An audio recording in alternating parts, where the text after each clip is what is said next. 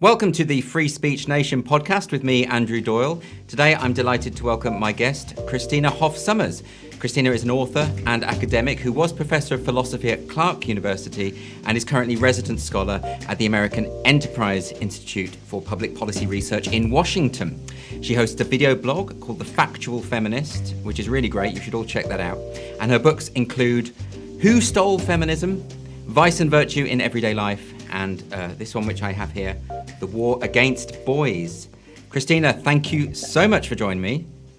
Oh, my pleasure. I hear you're quite a dangerous, radical individual. I know this because apparently when you spoke at Oberlin College, 35 students had to retreat to a safe room with a dog. So you also upset a dog. Is that correct? It is. I triggered a dog. I felt bad.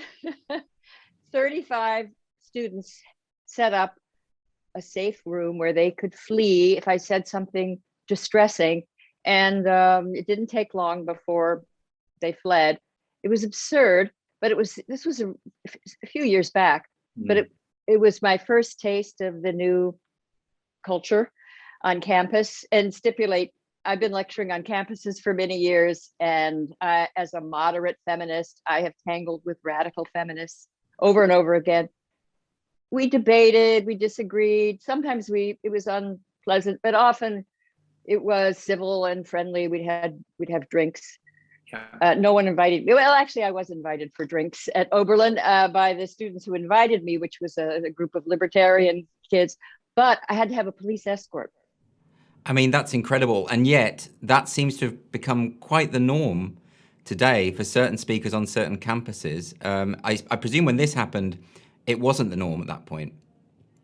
Well, it was just starting and then escalating. And by the time, a couple of years later, I spoke at a law school in Portland, Lewis and Clark University, the law school, and I wasn't allowed to give my talk. Students came and started chanting and banging instruments. I don't know, they were carrying on. And it was a mostly liberal crowd, Yes. But the radicals didn't want the liberal kids to hear what I had to say. And the liberal kids weren't particularly happy about that. But imagine a law school inhibiting discussion. Now, I can see there'd be some speakers, if you brought in a notorious figure from, the Nazi party or something, then it's understandable people would protest. But what people should know is I am a moderate feminist, well within the Overton window of most of my views, even a registered Democrat. I'm a self-loathing Democrat, but I can't quite bring myself to become a Republican. So, but even my views, which are mainstream, which reflect, I think, the views of maybe the majority of women in the United States, perhaps on the planet, they were ruled out of order. And I was compared to just infamous figures in history. Is it more the case that they don't know what your views actually are, and that they're kind of going on this caricature that has been created in the popular imagination? Could it be that? Yeah, I think that was definitely true in Portland. What worries me more about Oberlin is that the professors sort of led this charge. Oh, right. One of them accused me of committing an act of discursive violence. What does that mean? What does it mean, an act of discursive violence?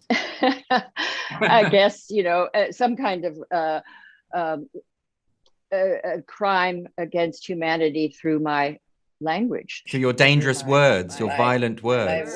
My thoughts, daring to suggest that the war against women has been exaggerated, daring to suggest that a lot of the statistics that have achieved a kind of permanence out there are unfounded. So one of the things I do in The Factual Feminist, and I've done throughout my career as an academic philosopher and then as a scholar in a think tank, is look at the empirical foundation of these various theories in feminism. And I think that classical liberal feminism, the kind of feminism that won women basic rights to vote and to get divorced or to, not be harassed. And so those grew out of the classical liberal tradition. It worked. But that is not the philosophy adopted by, I would say, most of my colleagues in feminist philosophy. They're the dominant view, and they carry this into their classrooms and it's in the gender studies programs, is a much more radical view of women's place in the world, and is kind of a hopeless, patriarchal, oppressive system where there's a constant war waged on women through, cheating them out of their salaries, battering, beating, murdering. And where's the data? I can't find support. So anyway, that's considered a kind of a modern heresy. But this is something that you do so well, I think, particularly in the videos I've seen, the factual feminist videos, is that you look very carefully at the data. You don't just take on trust the assertions that are being made by some feminists. And also this serves the cause of feminism well, because if the data is demonstrably wrong, then that makes the point less valid, and that makes it less persuasive. So you would have thought that if people are propagating false information, they would want to be corrected about that. That was my assumption. And way back when I started dissenting in the American Philosophical Association, I would go to conferences and tangle with the feminist philosophers. I thought, well, they've simply made a mistake. I'll point it out. All will be well. We will move on. Well, all was not well. We did not move on. It's a sacred catechism, and they will not give it up.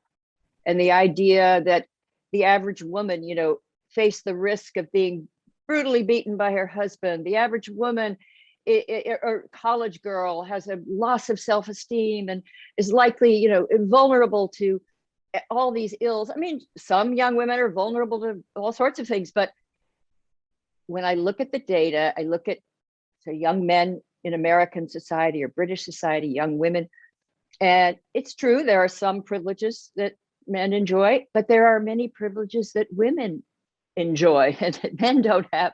It's a mix, a combination mix of burdens and benefits. It's it's hard to say who's better off by fundamental metrics of who goes to college and who lives the longest. And, what you find is that women have a distinct advantage. Men do earn more, but when you look into that statistic, is it because of discrimination? Well, sometimes, but just as often, it turns out to be that women choose different professions and they have a slightly different relationship with the workplace. Women who have kids tend to retreat somewhat or altogether, and they say they want it that way. It's not simply they're forced to. We have lots of data that show that when women have, especially young children, they prefer to be with them, and they evince this preference far more strongly than men. So that kind of explains the wage gap. Now, I know there are more questions about it. I'm willing to entertain the fact that maybe women have those preferences because of societal forces and so forth. It's kind of, but people don't, that's not what we're debating, that philosophical issue about whether or not women have free will. I mean, I don't think we're going to resolve that too quickly. But that's not, we have bills in Congress and we have a whole movement predicated on the assumption that it's employers, unprincipled employers cheating women out of their rightful salary. And there's just, I mean, if that were true, and you could get away with it, what business wouldn't just fire all the men and have only women? You'd have immediately, about a 25% advantage over your competitors. Yeah, you'd save a lot of money if you didn't have to pay women as much. You would save an awful lot of money as an employer if you only hired women. Exactly. You just don't need to fire all the men. And you have this, this great source of talent, equal in every way with this. Well, men and women are equal, but they do not have, they're not alike on average. I mean, they're overall, you see them gravitate towards different fields. And what's interesting is a large body of research that shows that the freer and more and wealthier a society, just the higher levels of human development, men and women are less likely to go into the same professions. So a young woman in, let's say, Mexico or Malaysia is more likely to go into engineering than a young woman in Paris or Copenhagen or New York. Yes. Now, why would that be? And the psychologists think that in a freer and more prosperous society, people have more opportunities for self-realization. They can just do what they really want to do. And that's, if a woman wants to major in something, let's art history, which isn't terribly practical, and maybe you can't afford to do that unless you're super rich in Mexico. A lot of women can do that, and we find that many of the majors in the liberal arts, in the humanities, are overwhelmingly women. So you're not averse to having the conversation about why it is that women tend to choose certain career paths and why men tend to choose different ones. But what you're saying is that all these theories that are propagated need to be scrutinized in terms of the facts. And I suppose in a sense you're saying, let's not accept this simple narrative that of women are always victims and men are always oppressors. And I think the point you make about the gender pay gap is a very good one, because the way that is reported in the media over here in the UK is often very reductive, very simplistic. So we hear headlines like women earn 76 pence for every pound a man earns. There was actually a survey by Sky News over here that found that 7 in 10 people believe that women are paid less than men for the same work, even though that's been illegal since 1970. So, why is it that so many people are accepting the mythology that's put out there, even when it clearly isn't true? It's interesting. People are, overall, research suggests that they're more sympathetic to women. And we have a lot of data. You can show, in the psychological research, you can show something unpleasant happening to a man or unpleasant happening to a woman, and people react much more strongly to unpleasantness to women. And, there may be something adaptive about that in a civilized society. People recoil at what they view as bullying or a stronger person preying on the weaker. So this probably is based on something good in us, a kind of protectiveness towards the vulnerable. But I think maybe my colleagues in feminist philosophy, unwittingly or not, have sort of weaponized that sympathy that people have for women. And it's got to the point where people will believe anything. I mean, a couple of years ago, and I made a factual feminist about this, Reuters reported, the news service, well, it was their research foundation did some kind of study about the worst places in the world for women. And they concluded that the most dangerous, frightening places for women, the top 10 countries, the United States was on the list. Really? North Korea didn't make it. I don't think Iran was there. Oh, they have a ball out there. The women have a ball out in Iran. It's not an issue. That's astonishing. What was their justification for that? Well, I tried to find out. I wrote to the researchers, and now ever since the Trump came to office, Reuters prides itself on pursuing truth, and they're the staunch soldiers for veracity, and they have these slogans. Anyway, this was completely absurd. What did they do? Well, apparently this study was based on questions they asked to 500 professionals out there, unnamed professionals, who had to remain anonymous so they would be honest. That's what they said. So they just asked like 500 random women, I guess, who worked in gender activist organizations to list the worst countries. Yeah. And now when you ask people to make lists off the top of their head, what you're really getting is just what they happen to remember. Yes, I mean, exactly. It's kind of hard to just, 10 countries. So then they think, okay, somehow the United States got there. It was an absurd methodology. They would never admit it. And then the newspapers reported it uncritically. And people still cite it. That's quite revealing in of itself, that when people were asked where they thought the most oppressive place for women is, that the United States springs to mind. I mean, even that would tell us something. I mean, is there something going on here where there is a kind of vested interest for certain people for the lot of women to be very, very poor? Like, for instance, I mean, one of the things that you've addressed a number of times are the statistics about sexual assault. And I remember Obama talking about how 1 in 5 women on campus will be sexually raped or sexually assaulted. I remember the statistics sometimes being quoted as 1 in 3. And as you very successfully explained, the figure is much higher than that. So whose interest is this in, really? Again, it's complicated. But I do think there's an industry, a little cottage industry of organizations whose well-being depends on there being a crisis. And of course, I must say, women's activist groups are by far not alone.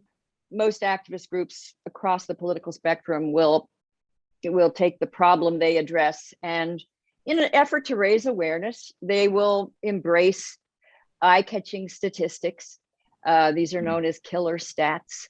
But the problem is that women aren't helped by falsehoods. Women aren't going to, how are you going to help women if you're not getting a realistic understanding of what's going on? If it were the case that 1 in 3 women are sexually assaulted on campus, it would be the most terrifying, awful place to go. And I don't see how women are empowered by being frightened out of their wits. I mean, obviously, any sexual assault on campus is too much, is wrong. And you've made that point very, very clearly, that no one's saying that we're ignoring or overlooking the seriousness of that. But to exaggerate the extent, that strikes me as not empowering women, but doing the precise opposite. Exactly. It doesn't empower women. It's frightening to them. And think about it. If the numbers were anywhere near what they say, it would mean that the American liberal arts campus, arguably one of the safest places on the planet for anybody, they are comparing it and saying it's in a way worse than, say, war-torn Congo. You know, that the women's chances of escaping assault. But they do something called advocacy research. That's research not with the intention of finding the truth, but research to prove a preordained truth. So they've worked out a way where they can ask sort of vaguely worded questions to a non-representative sample of women. And very often these are done via computer, so people self-select into them, which already will give you a biased sample, because the people who care most about it, one way or the other, will tend to select into it. So much of our research, much of what we think we know right now about women in violence is unreliable. And so people think, well, you don't care about the problem because you're questioning this research. I think it's just the opposite. If you care about the problem, you should be incensed that people have distorted it. We have a distorted vision of what's going on with women in our society. And minimally, you have to know who is at risk. You have to know who you have to help and what will work. And by exaggerating it and pretending that there's an all-out war on women, it's an oppressive patriarchy, and the men hold their power by threatening violence. You know what? There are many women's studies professors who believe that, and they teach it to their students, and they depend on this research and these statistics. And I mean, I don't think they're doing it cynically. I think they believe it. So it's not. I was going to ask, to what extent is this just a lack of rigor in the methodology, or is it, or confirmation bias or something like that? I mean, are they being honest? I was going to ask, but clearly you think they are being honest, that it is well intentioned. Yeah, I haven't found. I mean, I think people are complicated, and it's very rare you'll find someone that just says, I'm going to lie about this. Yeah, they're true believers, and it makes it very difficult, because I think when you go to question these things, you're viewed more as a heretic, and they just are, they shut down. Yeah. Now, I do think they are guilty of confirmation bias, but the question arises, maybe I am. And I asked myself this. And many years ago, I really did not want to become known as the critic of feminism. It was very upsetting to my mother, who was very, very feminist, very left-wing, and my sister was nervous. And I lost some friends. It just would have been easier to go along. And I really tried.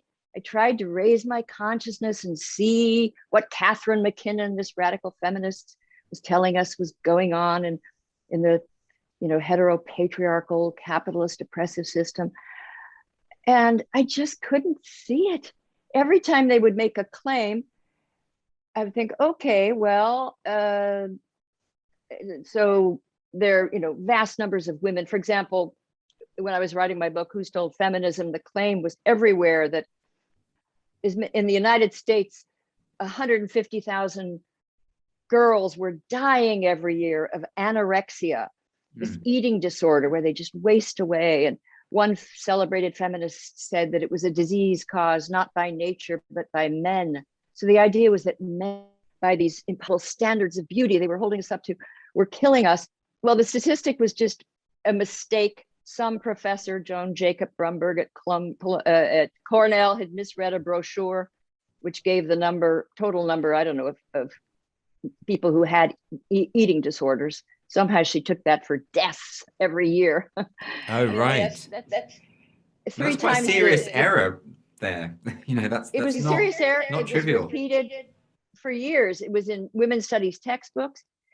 So people have had this steady diet of these atrocity statistics that paint a very grim picture. And you have young women, and I think I could have been one of them. I mean, fortunately, when I started college, I majored in philosophy, and I had these sort of tough-minded analytic philosophers who insisted on thinking rigorously. But I think if I'd had a course with a professor I respected, and she told me 1 in 3, will be battered, 1 in 4 raped, 150,000, and painted this picture, why would I doubt it? And then it was in the textbooks, it's in the newspaper. We've created this village, this world, and young women, most, I don't know what happens. They take these courses and then move on. Yes. But many don't. Many get the bug, and they lose their sense of humor because they become very bitter about how bad things are for women. And they become crusaders. They become soldiers in this army of gender warriors. And now and it's most pronounced in our elite colleges. Yes. So they go from their gender studies major at Wesleyan or at Berkeley or Santa Cruz, they go from that to a position of as a journalist, or they go into the nonprofit world. And we've had now a few decades of this. Yes. So, and we're paying a price. And it's interesting to me how this kind of very speculative theories about girls and boys and feminism become the basis for policy. I mean, you spend a lot of time in your book, The War Against Boys, talking about Carol Gilligan and the work that she did in the 80s, and she was promoting ideas. But her books from that time are no longer recognized. And you even say that you were trying to find the basis of her research, and it wasn't there. It just didn't exist. So it was all built on nothing. And yet it became hugely... It was built on nothing. She made these elaborate claims about, the sort of the male way of thinking about morality. She thought that had become the norm, and that women's ways of knowing and caring and I entertained the possibility there are differences in men and women in many areas, but I was aware of the literature in moral psychology, and no one had really been able to find a clear difference between men and women when it came to ethical behavior or even ethical thinking.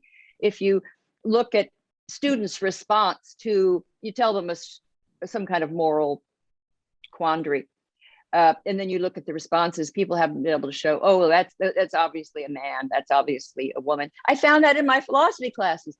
I would present some kind of philosophical quandary, a moral quandary, and there'd be some, little small statured, dainty young woman who would just say, give some kind of macho solution. And then some tough guy would, I could not predict how students, based on their sex, would respond to moral ideas. But Carol Gilligan was a revered figure, and she just built this, entire world around her research, which nobody could find. It became many there was a reason she was in the education department at Harvard and not the psychology department. Yes, because there was no there. But it was a narrative that captured the imagination. It was a way of thinking that men and women are different, which people sort of know, but more than that, it was a way of thinking women were superior. Well, that, I mean, it's very interesting because I mean, I've just got the quote here that she made the claim that boys aged 3 to 7 are pressured to take into themselves the structure or moral order of a patriarchal civilization, to internalize a patriarchal voice. So she's talking about this masculinization process, but it's not grounded in data. It's almost like she's just said it, and then because she said it, people are going to. She just said it. And it becomes true. It becomes gospel, and then you're the bad guy for saying, actually, this is wrong. And even, what does that even mean? And it also, she did that after she had all this credibility because of her groundbreaking research that is missing. Then she went on to speculate about boys. Yeah. And boys paid a price. I don't want to blame her because it was all part of this movement. But we know that certainly throughout Britain and the United States, boys are languishing. Boys are the have-nots in education. And our classrooms increasingly are friendlier for girls. We do a better job educating girls than boys. It's sort of a lost art in the United States, like how to reach a boy who's just less interested in being in the classroom than a girl. From day one, boys find it much harder to, and they develop at a later age. So a 5-year-old boy is a less mature being than the girl sitting next to him on average. So boys are suspended far more, punished more, and even their imaginations. The teachers don't like it because we have this research. You ask kids to write a story, and that's one of the things that interests kids in writing and reading in school. And the research that I've seen on how much disapproval boys get because they might want to write about a monster destroying a city, or one little boy. I remember when I was writing, I guess it was 2013. I did the second edition of the War Against Boys, and I read about a little boy in California named Justin. I forget how old he was, 7 or 8, and his parents were called in for a conference. The teacher, the counselors, they were very worried about Justin. Now, he was a very well-behaved little boy. There had been no signs of anything, bad behavior, but his drawings had pirates and decapitated heads and people walking the plank. And his father said he loves pirates. He reads all these stories.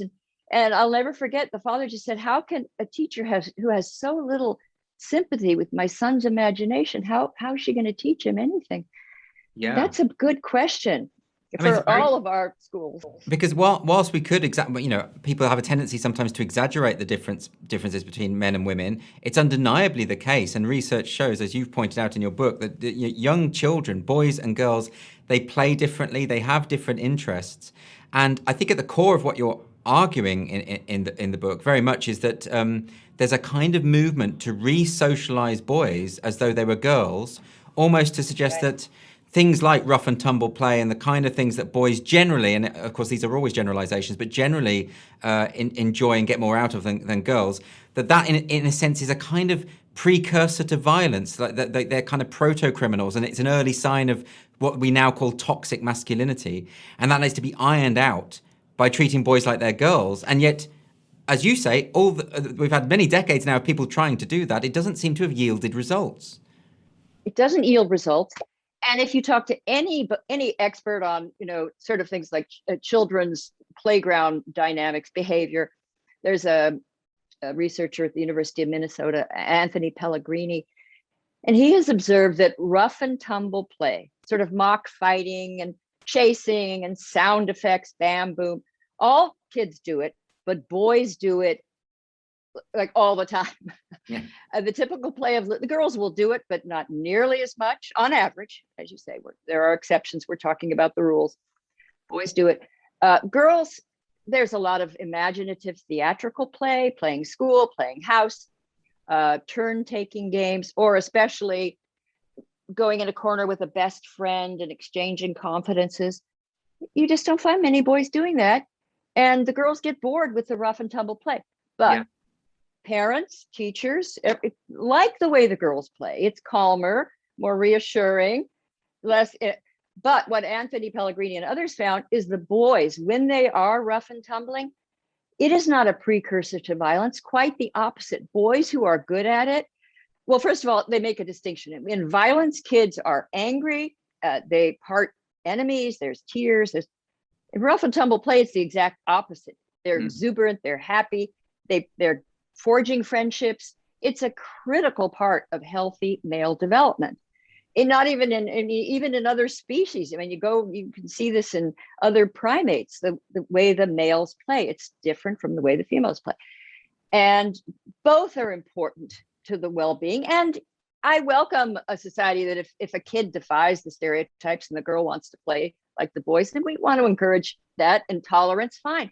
But the kids mainly will not go along with their parents' efforts to get mainly they want the boys to be more like the girls.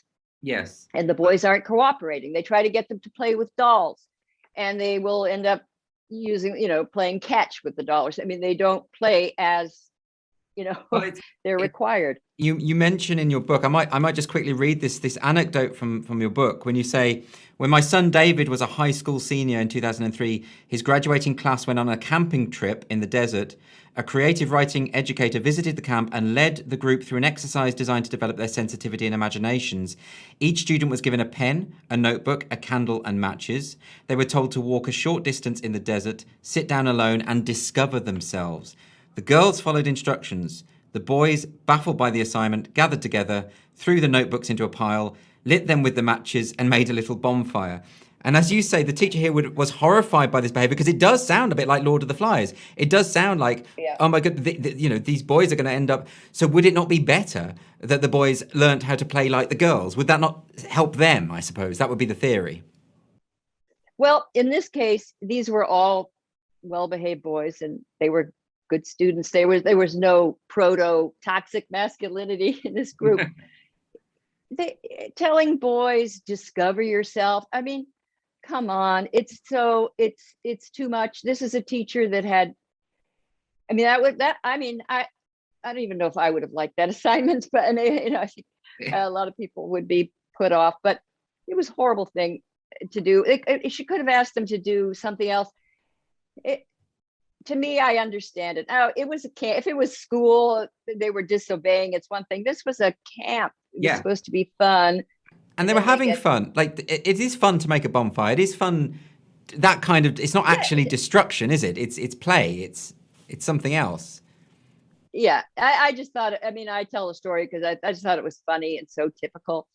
And we're dealing with generalizations. I mean, I think when I was a boy, I wasn't like the rough and tumble other boy. I didn't like football and all that kind of stuff. So there's always exceptions to these things. But generally speaking, there are observable differences in the way that boys and girls react to each other.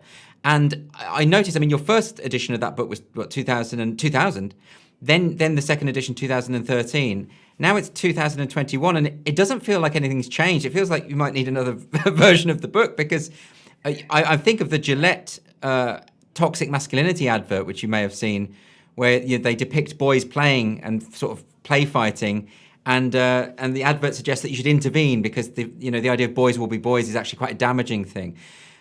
What do you make of this toxic masculinity narrative that seemingly just exploded and is now taken as just being an article of faith? It's just true. People just treat it as though it's true, but it's, as far as I can see, unclear and unproven.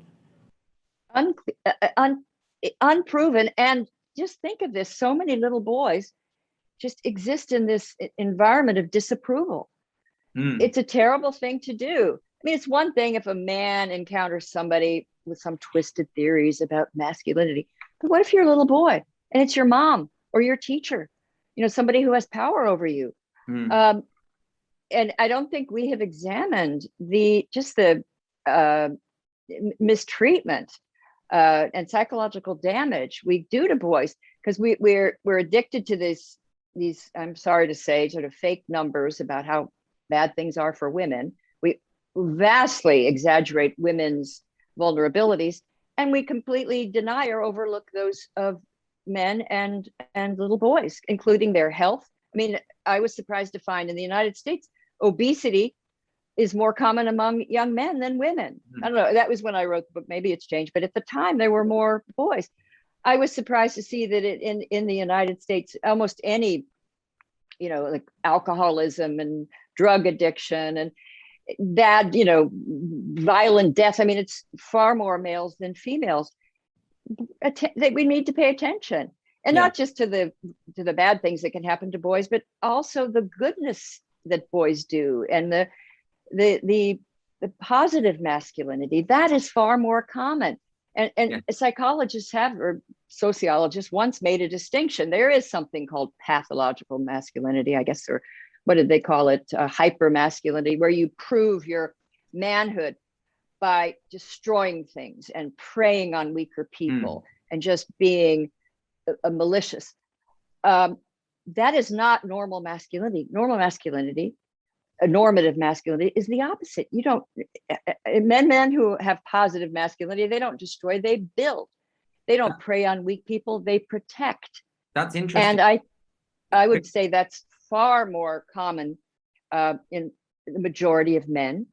And then, there are brutes, there are vicious, criminals and bullies and so forth, but women aren't perfect either. So if we are going to talk about toxic masculinity, women aren't angels. There's toxic femininity. It's different. What you say about, because a lot of people do assume that those negative traits that you just described, the urge to destroy, the urge to get into conflict for its own sake, that those are reflective of almost true masculinity. Whereas what you're saying is that's the aberration. That's the aberration. Right. And we recognize it in every, well, it used to be every movie. You knew who the villain was and the good guy. And if you think of, and I on campuses when I lecture, I'll ask students, they're telling me, or maybe it'd be a fellow feminist will be telling me stories about bad men. And I said, okay, I know there are troglodytes out there, but what about the good men? Have there been some good men in your life who didn't, insult you about not being good enough, but actually encouraged you? Are there men that help? And then most women will, if they tell the truth, they can point to many men in their lives that were the opposite of sexist, that were believed in them and helped them. And I mean, I had a father like that, and a brother and a husband. And I know, and there were some men who were not like that were not great, because people are various. Men are human and women are human. And I just I don't think there's any evidence to suggest that one sex, women, is superior to the other men. It's just, there's a mix. There are angels and devils in both sexes, and probably in every individual. Although men are more violent, so they wreak more havoc. But women do enormous damage because they tend to be more verbally adept, and appears greater emotional intelligence. So if they want to turn that as a weapon, they can do enormous harm through relational aggression. So are you saying that a lot of sort of current feminist discourse has just a very pessimistic view of men? I mean, I was very surprised. I was on a panel in Stockholm, and one of the other panelists was talking about how she was living in a rape culture. And I thought, well, to me, a rape culture would suggest that rape is normalized and encouraged and sanctioned by the state. And whereas actually, I don't know a single man who doesn't think that rape is utterly abhorrent and evil. And, that the norm is to stand up against it, not to embrace it. And yet this pessimistic worldview that says we live in a rape culture because rape occurs. And that strikes me as... rapists are despised. They're like viewed like murderers and child molesters. I mean, there's enormous, and for good reason, opprobrium. It's just ridiculous to say that we support it.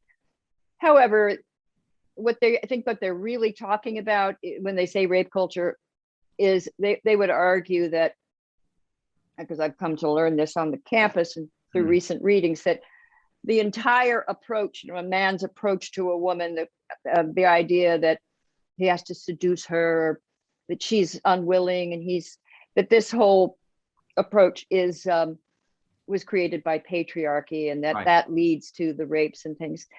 And there's where I part company, because I think this comes down from thinkers like Catherine McKinnon and Andrea Dworkin from the 70s and 80s, where they really thought that any sexual encounter between a man and a woman, because it had been shaped by our society, is just rife with sort of rapist qualities. I mean, rape-like qualities, so that a woman could never truly, or rarely can truly consent.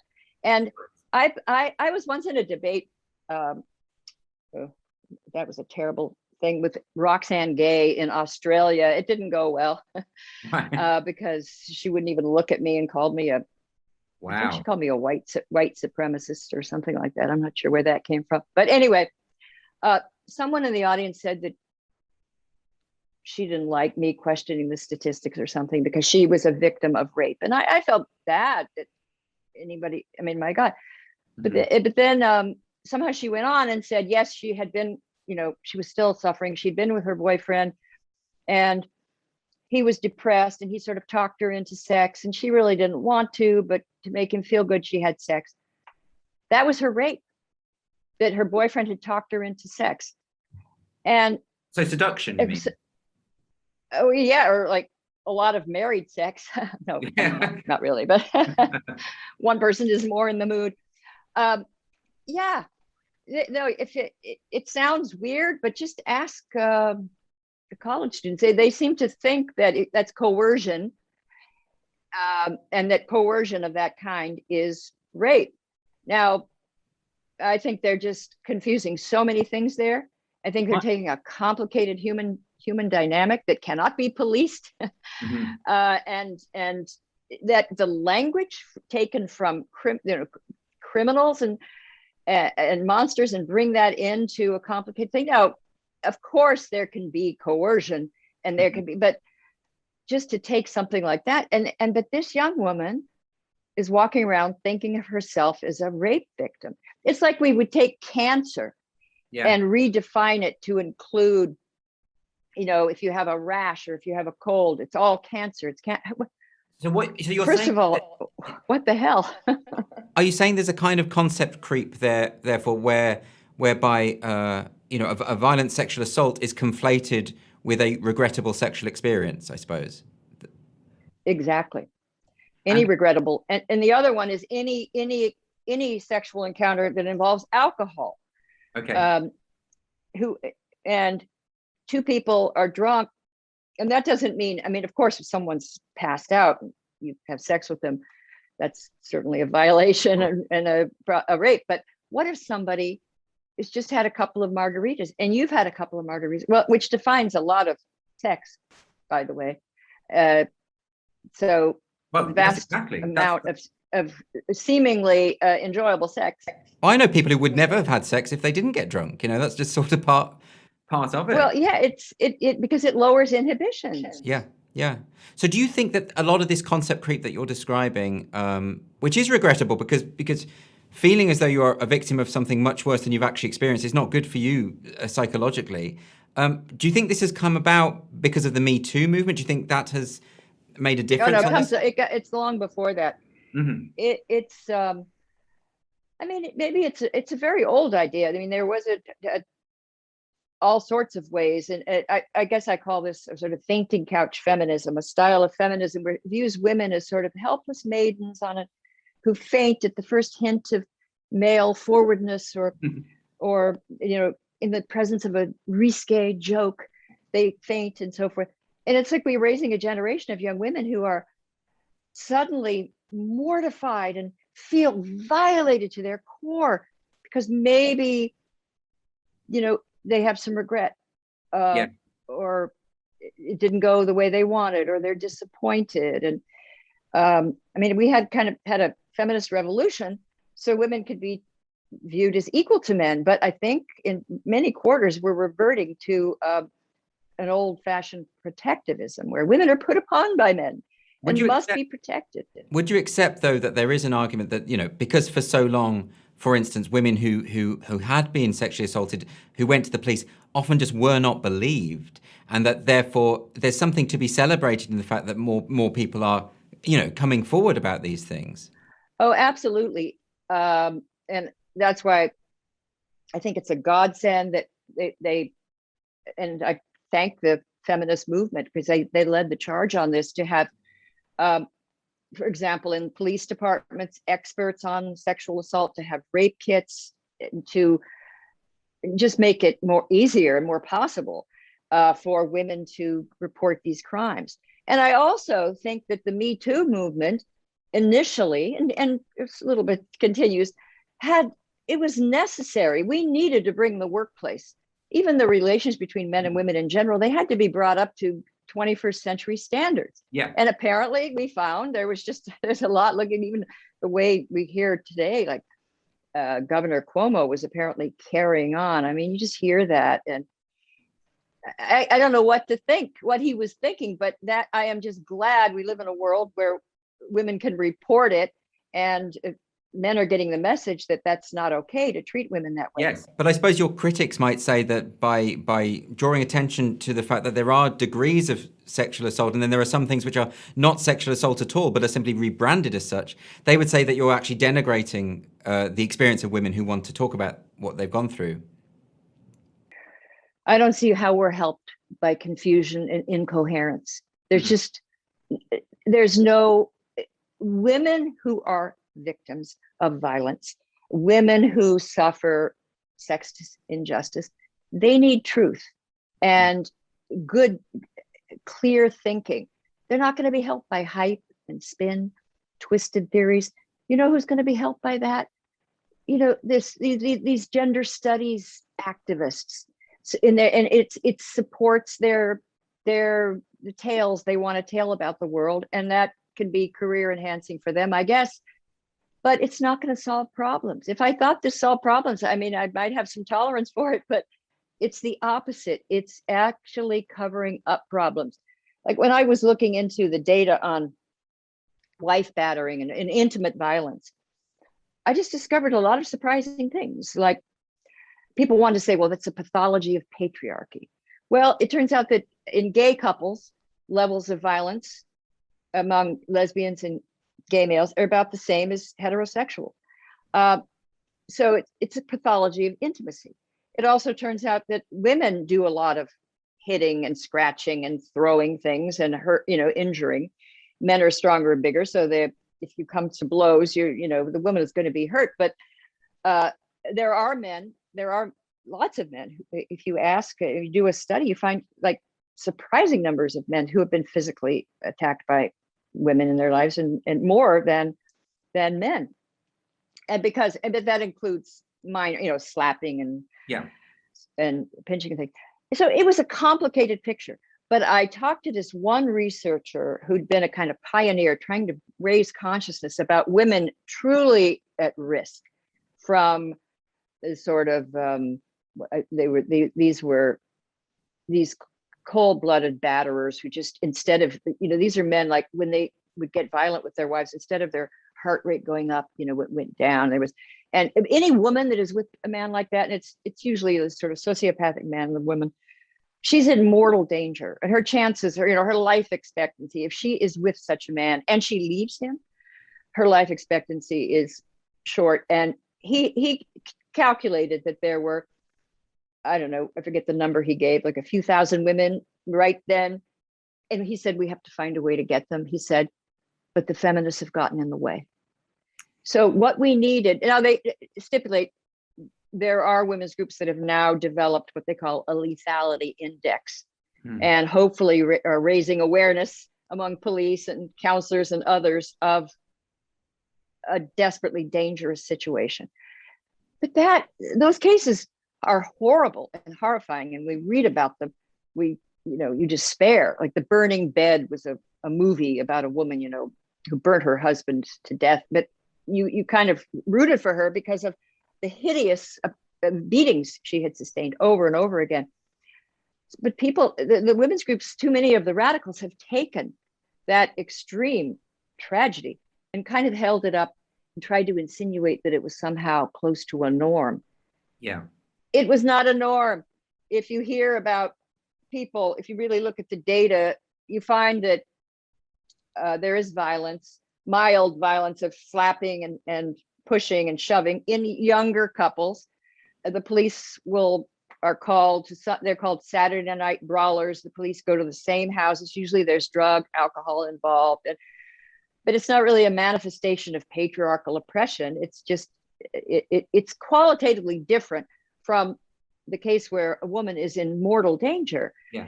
And why can't we make these distinctions and then make some decisions that we're going to have a program designed to save the lives of women and who are terrified and can't escape.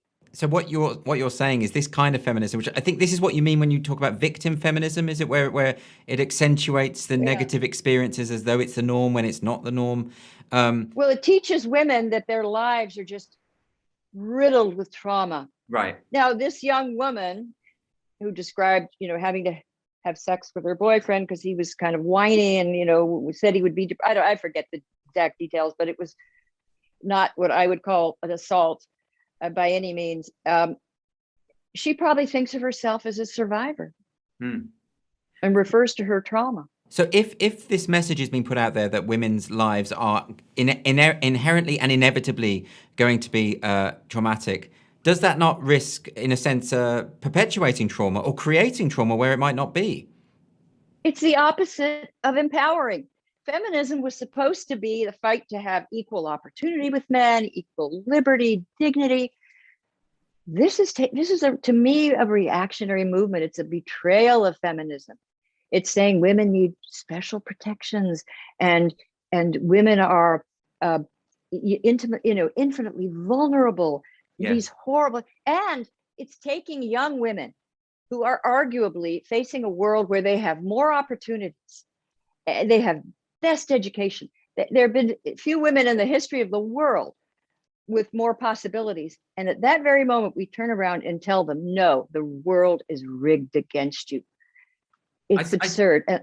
I see it all the time, but not just that the odds are stacked against you and everything's rigged, but also that there's something inherently weak about women. I saw, for instance, to give you an example, the BBC over here promoted an app that was on your smartphone that would help women to speak up in meetings. It would gauge how much they'd been speaking and remind them when they hadn't been speaking enough. And it just felt very paternalistic to me, and it didn't feel like any kind of feminism that I recognized. I don't recognize it. It's patronizing or matronizing. It's ridiculous, and it has to stop, but I don't know how to stop it. I despair. So where are we with feminism? I suppose it's gone in waves, hasn't it? They say there's 4 waves, aren't there? The suffragettes for the first wave, the 60s feminists for the second, and then the intersectionalists, which sort of kicked off in the 90s, and then this current wave, and I don't know what this is when they say 4th wave feminism, do they mean this kind of extreme form of intersectionality? Is that what they're talking about? I don't know. They want to call it a wave. To me, it's more like we're just going through a panic about masculinity, a panic over, it's a sex panic. Right. And I think that unfortunately there was a lot that was legitimate in Me Too. It was an authentic awakening. Mm-hmm.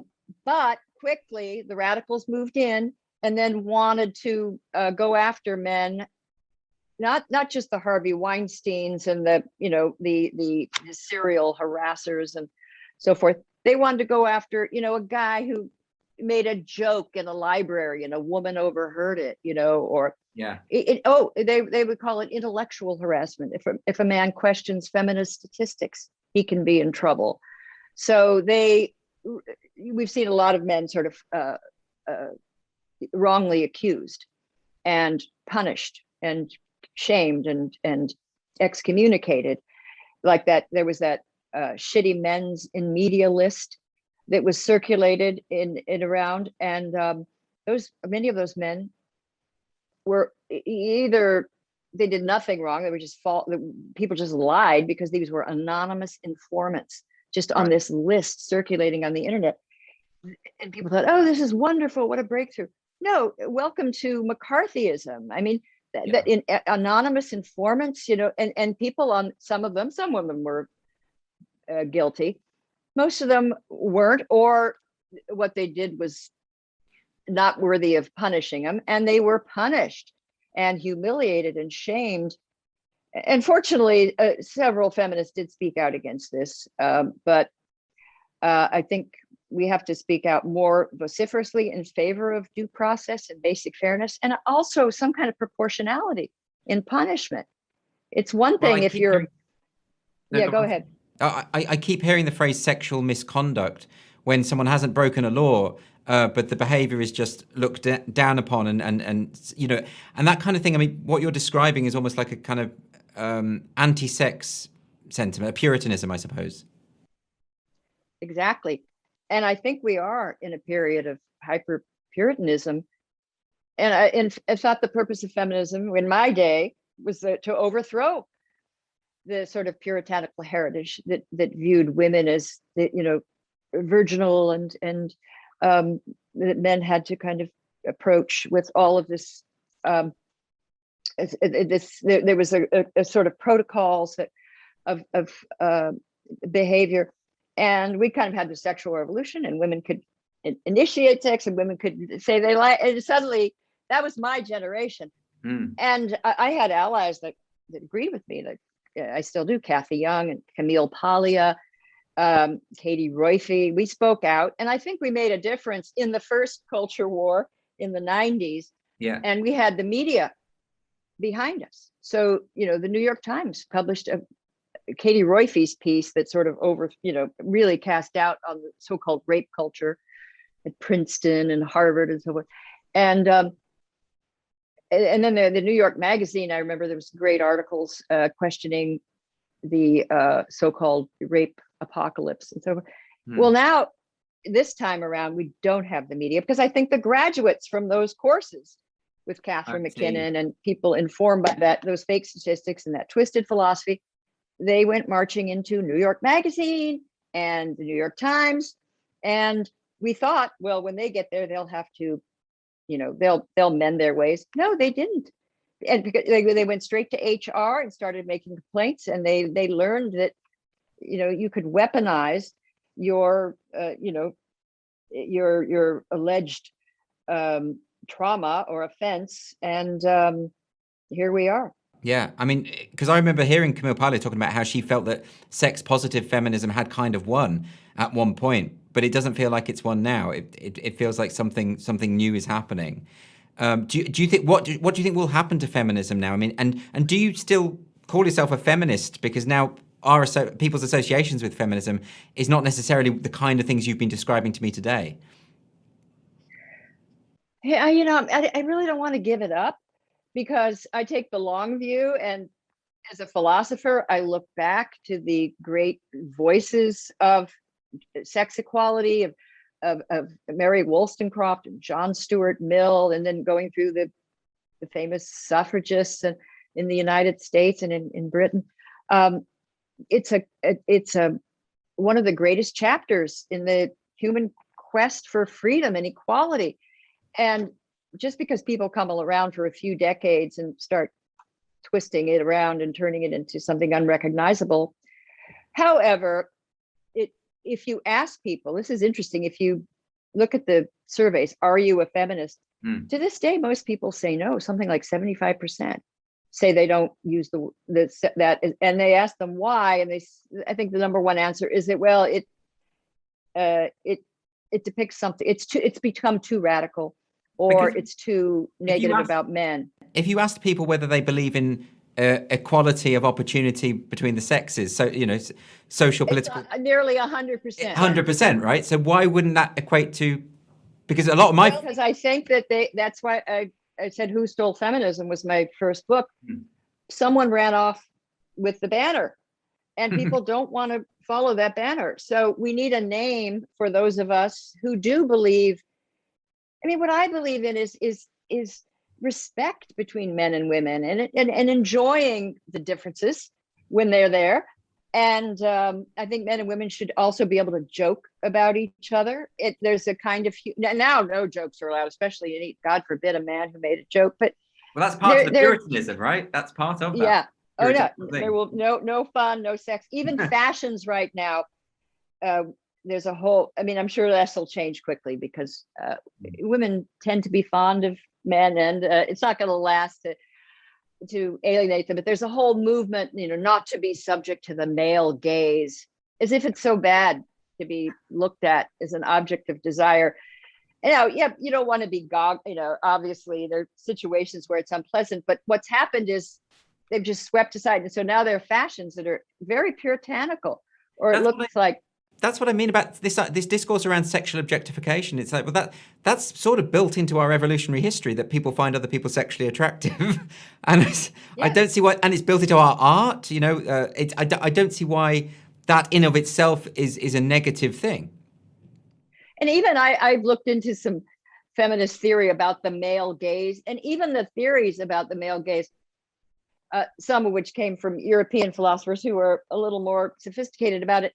They've developed just a more interesting, complicated theory that the person who's gazed upon is not really entirely passive, and it doesn't necessarily lack power. It's ridiculous to simplify something so complicated and enjoyable to most people, of this rapport between lovers, or two people who are flirting.